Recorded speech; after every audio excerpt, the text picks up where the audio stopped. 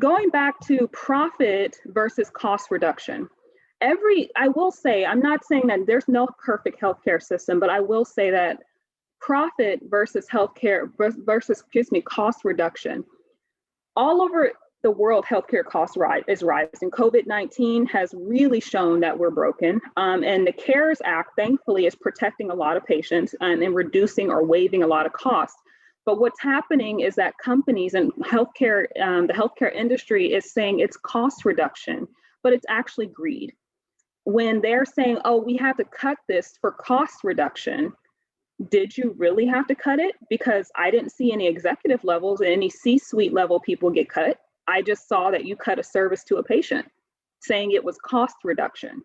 So you have to be very careful. We have to be very careful of what they say profit, and they hide that under, well, we have to reduce costs.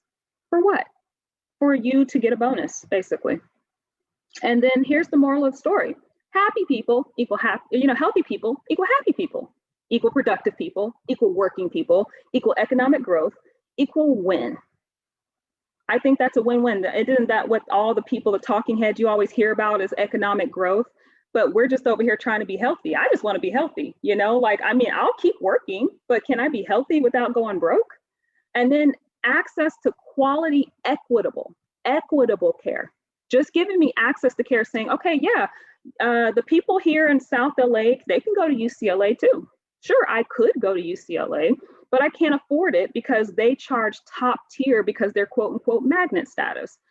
Healthcare is a human right. It shouldn't matter how much is in my pocketbook. It's really not that hard. And that's the end. That's pretty much it in a nutshell. What's wrong is that everything is somewhere tied to profit, and it's confusing, and nobody's telling people how to navigate it. And they just keep adding layer and layer to the confusion. Well, that brings us